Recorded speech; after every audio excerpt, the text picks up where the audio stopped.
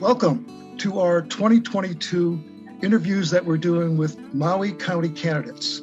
Today we have Sam Peralta, who's running for District 9 State Representative House. Sam, welcome. And first of all, could you tell us a little bit about your background and why you feel qualified to run for this office?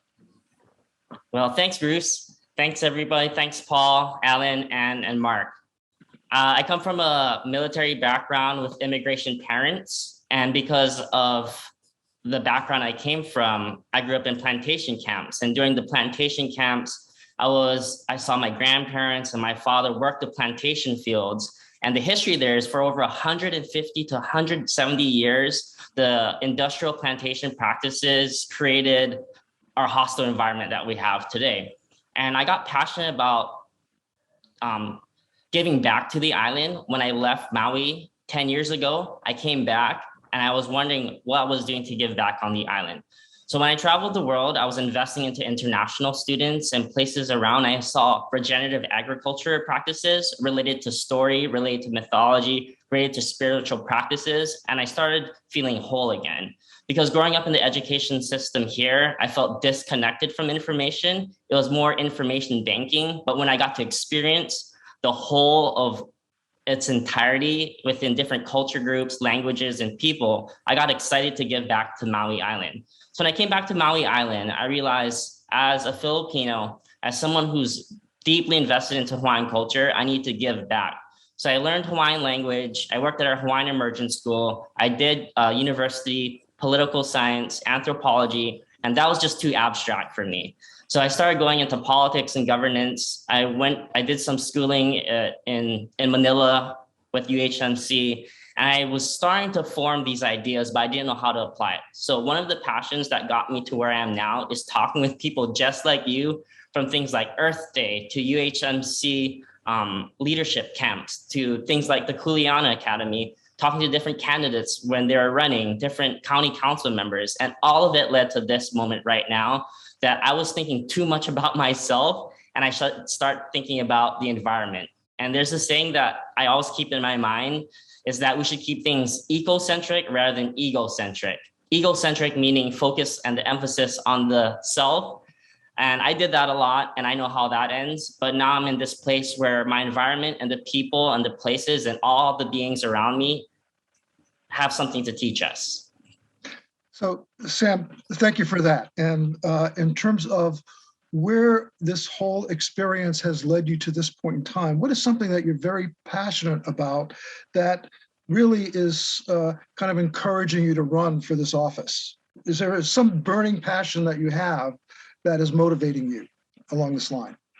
Yeah, I love my Western background. Coming from an American military family, I had a lot of Western perspective going into this race. And through my studies, I'm realizing there's a bias towards that. And I'm wondering, and I'm really passionate about seeing our politics, our governance, our holistic health, holistic education from an indigenous lens, judging Western perspectives. And by indigenous, I mean localized, sustainable, land-based ideas and knowledge and memories of the past that we can make present.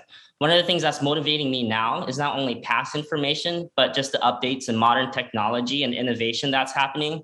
Things like biomimicry and the science behind our microbiome and this biotech that's going on. I'm so excited. I'm working with a lot of the natural science and health people, a lot of them my classmates, and they're just telling me all these things that are happening that I feel like will be lost if we don't open up to it. Great. Thank you. Bruce, you're next. Hi, Sam. So there is a big problem with affordable housing. How would you specifically solve the problem of affordable housing here on Maui into perpetuity? Yeah, along the track of my studies, I don't think we do have an affordable housing problem, but we have a perspective problem. And by housing, do we mean the constructed material that people somehow find shelter in? Or is it a housing that you're learning to create food hubs, to create homes, emotional health, holistic health? I think in order to have homes and affordable homes, we have to have people shift their perspective to actually value themselves first, value their community, value their environment, value the island, value the islands. And change always comes from the inside out. We've seen it so much time after time where we just give out handouts. And I'm not ragging on that right now. I'm trying to emphasize that we need to have change of perspective first before we can actually look at that question. It starts from the individual and it moves out. As far as affordable housing, I've been working in construction for the past 10 years. 10 years of my life, I've done everything from breaking down the Wailuku post office to remodeling Westin hotels to fixing our wastewater treatment plant roofs. So I know what it takes, and I've seen people and I've worked with contractors who can do it. But one of the biggest things that's wrong is that these policies and these restrictions, because of bureaucratic tape, maybe someone owes somebody something, or maybe the relational ties has been so tightly knit that there's no room for growth. Because Hawaii is a relational place, and I respect that. That's why it's time for new, innovative visionaries to come in that bypasses all of this entanglement that we have in our policies. Somebody with no, in a one sense, ties to that kind of deep, twisted, dark things that no one can see, and to bring something new out of that. So for affordable housing, I'm in for it. I myself am looking to buy a house, and right now I can't afford that. I'm just a young adult here trying to make it on Maui, and I promise I would put affordable housing on the forefront of my personal life. But as far as the community growth, we need individuals who are empowered and who have this high vibrancy in life to tackle on deep-seated issues rather than surface superficial issues. Thank you. Great.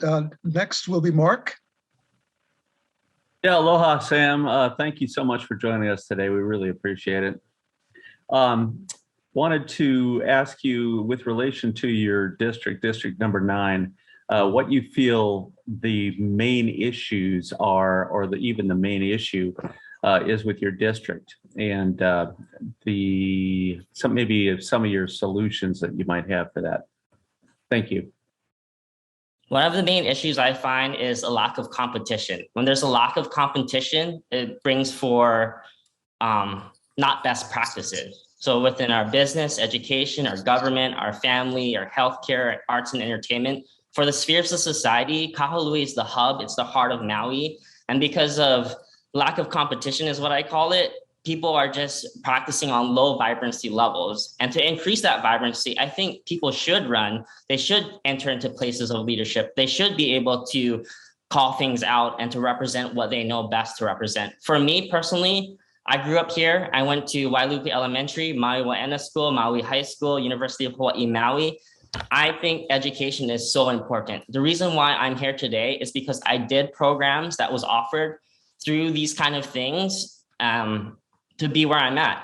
I think one of the main problems is that people don't see people who look like them right now. They want somebody who can represent their hopes and their dreams and their passions, and to see somebody that actually did it. I'm kind of the person of action. I want to get things done, and I make a lot of mistakes. And I think the second thing really is people are afraid to make mistakes. We have a huge authority issue here. On my website, www.samforhawaii.com, I talk about the plantation mindset.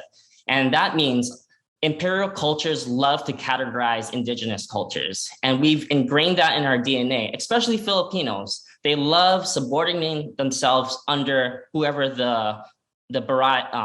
they call them barangays, whoever the tribal master is. So I want to empower our people, and it really starts within. So education, that you have enough and that we need to challenge each other and sharpen each other, is the thing. Relationships are important, but I think right now, for this moment in time and space, we need to represent Maui really well among the global agenda that's happening. Okay, great. Thanks, Sam. Great. Our next interviewer will be Ann. Aloha, Sam. So I have a question about, and I'm sure you're aware of that, 80 to 90% of our food that we eat comes from, it has to be imported here. And if in the event of some crisis and we have the ships not being able to come, we'll be in a state of shock. And I know that you probably know there's a lack of like local privately owned farms, small farms to provide. What can the state, on the state level, can we do about that to bring, and it's also to say when you have to import all your food, that the problem with is the not only the cost of shipping itself, but also the pollution and the carbon footprint that it creates, bringing it all here. So it's a pollution problem. And so what can we do to provide for our own good food? I love that question. Yeah. I mean, it's that old saying, you can give a man a fish, or you can teach a man to fish and he'll get fish himself. Right. But I will start off with this.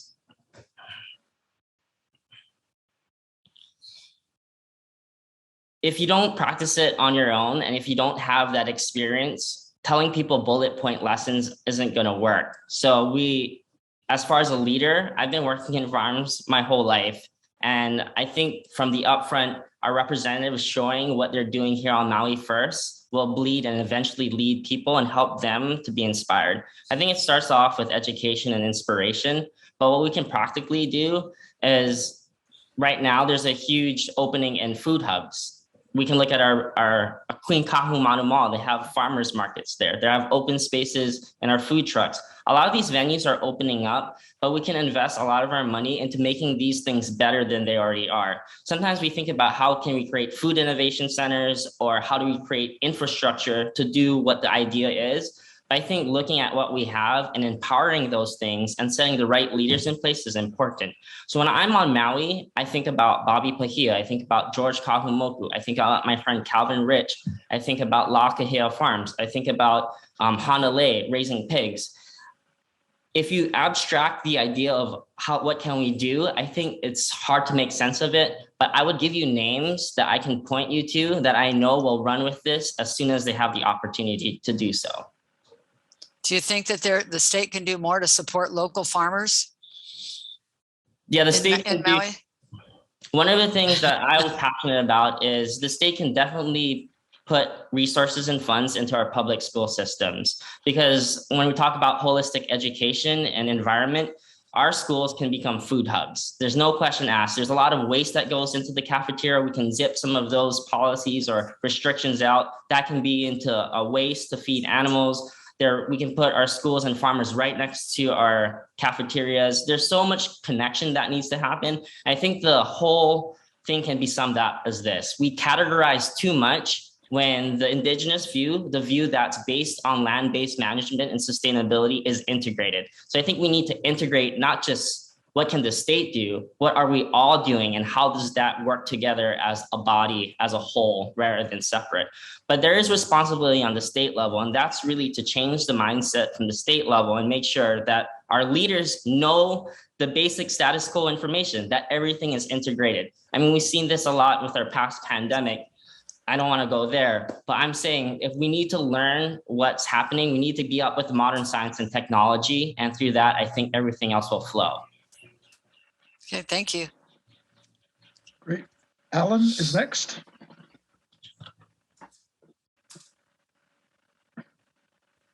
You need to unmute, Alan. On me. Okay, that's me. Aloha, Sam. It's nice to meet you. Hey, Alan, thank you. Yes, thank you. I just need to say, I like your young blood. That I hear from you. So I just want to say that. And so my question is, what do you think the minimum wage should be in 2022 this year? Yeah, right now the minimum wage should be at least $18 an hour. I think bottom line though, the minimum wage isn't an amount, it's an amount that it costs to live divided by like your expenses. So we really have to do some math here before we can answer that question and throw out an arbitrary number. What does it really take to live in Maui, in Hawaii? And can we find a math problem for that instead of throwing some number out above the rest? Though I'm really for moving the numbers up right now as it is, I think we got to get to the heart of issues. I think that's where I stand different is let's get to the root of it and go from there. Okay. So there are statistics that show that minimum wage has to be $19.62 an hour to be a livable wage. So what do you think about that? Livable wage, I'm in that situation myself. A livable wage is very relative to the person talking. To buy a house, I forget what the number is, but I could say it's close to $1 million. And if you're invested here, and if you're a person who is from this place, in my perspective, that's out of the ballpark. Livable wage also is kind of disheartening to say, because if you tell that to someone like me, I just feel almost overwhelmed that my state and the country and the home and the environment and the island I grew up on, my leaders are saying, this is what you need to be here. And I feel like we can do more, but I think that's by case. There's things like we do interviews, maybe we look at how the amount or how much a person is invested, or there's some kind of mechanism that needs to be in place to be able to refer someone or to be able to filter people who meet certain brackets to afford something called a living wage or affordable housing. Okay, mahalo, thank you. Sam, I will ask the next question. And I just want to do a little follow-up on your discussions that you've had on education. You've mentioned it a couple of times, but I'd like to dig a little deeper. Justin Woodson is the chair of the Education Committee for our state. And I'm just wondering, in terms of policies that are presently there, what would you do to change the system? And do you feel that our high school and below those grades are adequate within this county, or do we need to make some systemic change along that line? Yeah, thank you so much. The first thing I'd say is decentralization of power. Our principals and our teachers need to be able to make decisions for their districts. That's bottom line. Second thing I would say is, when we say what's better for our school within the system, I think there's still a bias towards Western views against Indigenous practices. I think the question would be, how can we integrate our students within their natural environment, within an ahupua'a system? I learned this from working at Hawaiian Immersion School. There's a whole different mindset that needs to take place before the clarity can come. But through chant, through song, through touching the ground, to looking at the sky all day, you start to feel a sense that there's more to life than just you as the individual, but you have a duty to your society. And the third thing is what was the third thing? Sorry. Well, it's the actual system in terms of the way the system is operating right now. What would you do in terms of bringing about that shift?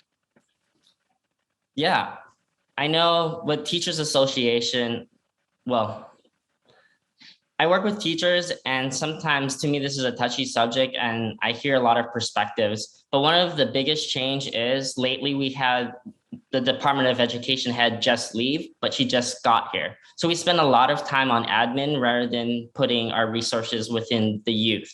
And I think if we put our resources directly to our youth and the teachers, and we kind of take out the admin type structure, then I think we'll have a lot more face-to-face relationship within education rather than policy.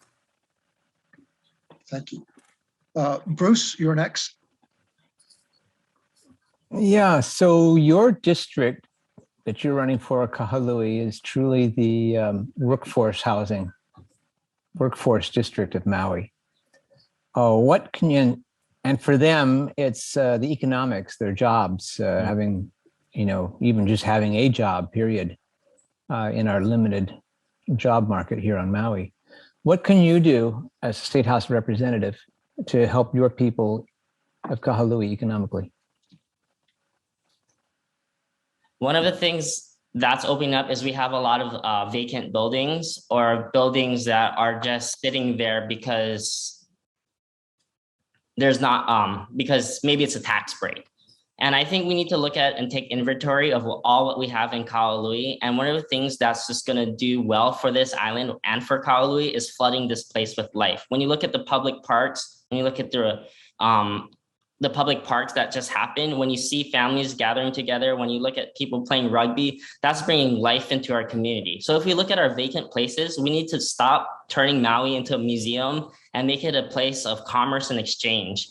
And one of the things we can do really is, you see it out in the field. People are excited about food and they're excited about the outdoors. We're seeing all these food trucks happening. We should create spaces and put those resources back into our Queen Kahumanu Mall and make it lively again. That is the staple thing when people come and visit Maui, they look at their shopping center. And I think we can do a lot with our shopping centers. We can do a lot with even things like next to 24-hour fitness. We have those food trucks that are starting to meet there. But what about the building? There's a lot of private and small business owners like the CrossFit people that want to do something, but are just barely making it by because small businesses, they're being taxed out almost of their passion. So what when we look at things that are investing life into our community, how do we invest and money and resources into those people in those places? And I think it just generates itself. And I think it all has to do with competition. We need to give people more competition so that they can be able to create best practices here in Kahului.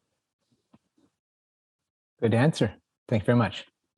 Great. Mark, you're next. Thank you. I just wanted to kind of go back to something that Paul was talking about, and that's education, just for a second. And that is, how do you feel about decentralizing the entire school district? In other words, we have a Kihei school district, we have a Kahului school district, we have a Paia school district. I won't pollute you with my feelings on that, but I'd love to hear what you say. Yeah, right now I think the Department of Education is too big, but we can't fraction our people as well. I think there needs to be interdependent relationship within our principals, our superintendents, and our teachers. That's why I think we had teachers unions. To me, that is the point of teachers unions. It seems it has become about more self-protective or about preservation rather than how can we be the best teachers we can in this state or in this island. Yeah, I think that's great. If there's one thing you could do as a state representative to have the state better represent Maui, what would that be from the state level? Because often we feel like the redheaded stepchild here. I'm a little reluctant saying this, but really acknowledge just the history Hawaii has and the injustice as well as the victories that we can have if we acknowledge that. And what I'm meaning particularly is just the occupation of American military. And if we can get legislation moving towards a step towards what it looks like to speak truth to power and to be able to feel comfortable with laying our pride down, I think we can move far. Okay, great. Thanks, Sam. Great. Ann, you're next.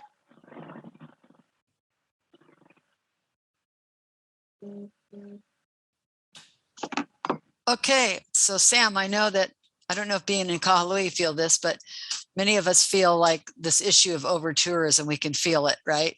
And people get these cheap flights to come here and there's so many of them and it's well over the established goal of, what is it, a third of the population visitors to resident population has been exceeded time and time again, pre-pandemic, and now we're post-pandemic and seeing this again. And what do you think, it's affecting our ability to accommodate all these people because the infrastructure is limited. What do you think the state can, on a state level, you can do to address this problem? Yeah, I mean, the state isn't just the state. It's really head up by different departments. And if we look at the Department of Tourism, I think we need to start pinpointing the intentions and values and the actions and hold those things accountable. And I'm going to start off abstract and go concrete. I think really loving and valuing people is so important. We should create a culture of love and value towards our tourists rather than against it. But one of the things that we're being taken advantage of by departments like tourism and over tourism is we've created a culture of commerce instead of this culture of aloha. We've kind of Hawaiianized the culture of commerce, and that's where we went wrong. So it's a definition issue right now, is we're convoluting the true spirit of aloha and invitation, because when you truly love a visitor, they're going to take care of this place and they're going to give back. But when you create a culture of commerce, what happens is all of a sudden they're going to take advantage of the place because they feel taken advantage as well. And you talked about policy. What we can do is really, I wish people on the head up would meet and talk to local people just like me who work in the hotel industry, talk to professors about what the history is, talk to visitors, and really see that they're truly here to have a good time. So we shouldn't be cranking on them. We should be cranking on this monster we created out of commerce and out of finances and resources just to sustain these developments that we've had and created. More specifically, don't even go back to us. Do you feel that it's over marketed, that tourism is over marketed, and is the Hawaii Tourism Authority performing effectively? Or I think the Hawaii Tourism Authority has done the best with what they have. But like I said, it's a matter of culture. Their culture is a thing of commerce. Our culture is a culture of aloha. It's a part of responsibility and restoration and reciprocity. So I think until we get that mindset to our visitors and people who are running things, I think they're open to it, but I don't think anyone's bringing that conversation to the table because it becomes so law and policy. And I get that this is law and policy, but I believe change comes from the inside out rather than latching on these boxes so that people are forced to move a certain direction. We've already tried that. We already diverted our energy. Why don't we put our energy into things that we want to see grow? okay. All right. Thank you. Alan, you're next, and then we'll have Asia. All right, aloha Sam again. And so what do your thoughts, I'm going to ask you your thoughts about commercial and residential rent control. So commercial rent control, because the first and second highest cost of small businesses is rent, which the majority of reasons why they move out of a front shop location. And then residential rent control, because you know and I know that rents in Maui are too high and will go higher. So what's your thoughts about those? Thank you. I'll start off with the latter. Rent is high, but we also have a lot of vacant vacation homes, and we have a lot of developments that aren't being used. I think if we tax those things and put it into renters, I think we can start off that way. I think also the rental agreement is 30 days, and that's too short. We need to extend it to 90 days, which will first give people who are renting their house security that they'll actually have income for those 3 months. And it'll give people who want to actually rent responsibility, and they'll have some room to get themselves settled and settled down. The second one about small business owners really hits home. I have a lot of friends with small businesses, and close to 50% of what they make is out. And that's not after paying who they have to pay and the overhead. And like I said, my thing is if we flood Kahului with life, it's going to be a better place for everybody. There's no scarcity here. There's no lose or lose-win situation. I think we have enough, but we've been diverting our attention and energy at taking people down. So small businesses are actually the life and hub of Kahului. If you don't notice it, our food trucks, we have up and coming health and holistic health practitioners. We got small businesses that are putting Hawaii products first. They're raising our level of consciousness so that towards green, towards permaculture, towards regenerative agriculture, towards aloha Āina mindset. And I think that's what's going to bring Maui to its next phase of development, and not just for development's sake, but development of people rather than just infrastructure. And small business, I think I would vouch for them 100%. We need to give them breaks big time.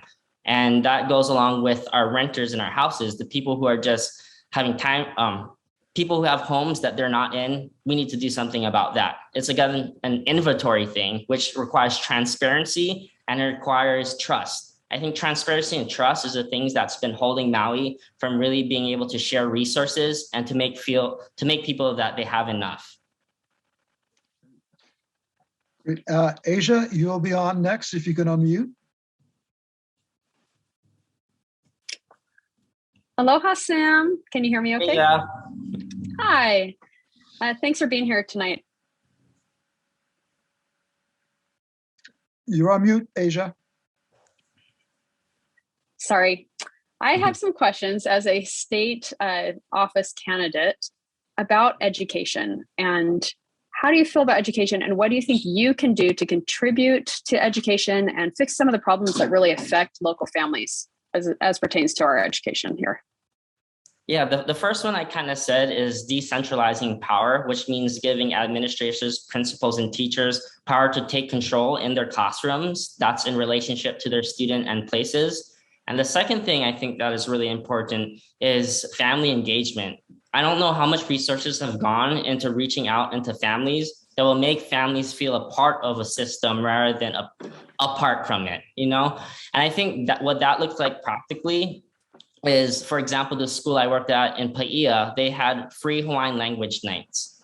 The teacher there was volunteering his time weekly, but there's no resources funneling to that. But yet that's the life and heartbeat of the Hawaiian cultural revitalization movement. But where was our people in that? But we can think about many things like that at Pu'ukukue School or Wailuku Elementary, Maui Waena. They have a great STEM program. We're doing video and they just did electronic robots. But what if we got our parents excited about that? Okay, let's sponsor parents' nights where they get to learn to make robots. And I think the whole point for this is pushing life, flooding our communities with life rather than saying do or don't or this or that. I think it's a change of perspective. And what I'm coming from is what I said in the past. A lot of times we like to view things from a Western perspective and judge indigenous culture. What I'm trying to do is come from an indigenous perspective, meaning what's sustainable in our environment, and judging Western perspective. So just to follow up with that, along those lines, what do you think we can do to better honor and retain our teachers, our kumus here in Hawaii, where we lose so many of these well-qualified teachers, and it's not really a profession that's appealing to a lot of our most well-educated locals? What do you see as a way that the State House could address that? Yeah, two things first come to mind. I think about Kamehameha schools. They do a great job serving and loving and creating an environment that people want to be a part of as far as the appearance and look. I think our schools should have this sense of pride where they do feel like a sense of pride and honor and excitement about being in their places. And I think that comes again from the top down. And we talked about a few moments ago how we had a Department of Education head. She was here for a little bit, then left. And I'm not downing her, but what I'm saying is we've had that over and over and over again here on Maui. We're tired of transitional people. And I'm not aiming at people. I'm just aiming at the idea that people come and go, but who's here? Our parents. So if we can invest a lot into our, parents, teachers, associations, and listen to them and do what they say, I think we can do so much. These kids are so passionate. These parents are so passionate. And I almost forgot what the other part of the question is, but I'll just say this part, being a part of our public school system here, since I've been back for 10 years, there's a movement of kids who are up to date with culture and technology. I think they're going to be teaching our parents. So continue to invest in our youth rather than infrastructure is going to be important. I know for the past year or so, we spent a lot of money on infrastructure, but what we have done to actually teach the kids is very far from what I can see.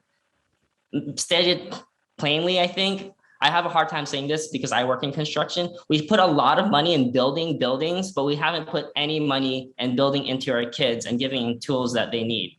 One school was struggling with getting the right amount of iPads so that they could do their homework. Well, on the next door, they're building brand new AC units. I'm like, what's the priority here? Thank you. Thank you for those answers. Great. Is there anyone else in our panel that has any additional questions of Sam? Alan?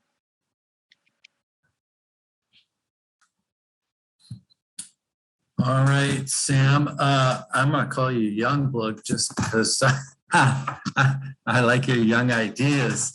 So this is what I imagine. You get elected and you bring different ideas to the state legislature, and most of the other people don't agree with your ideas. And so you become not very effective or isolated.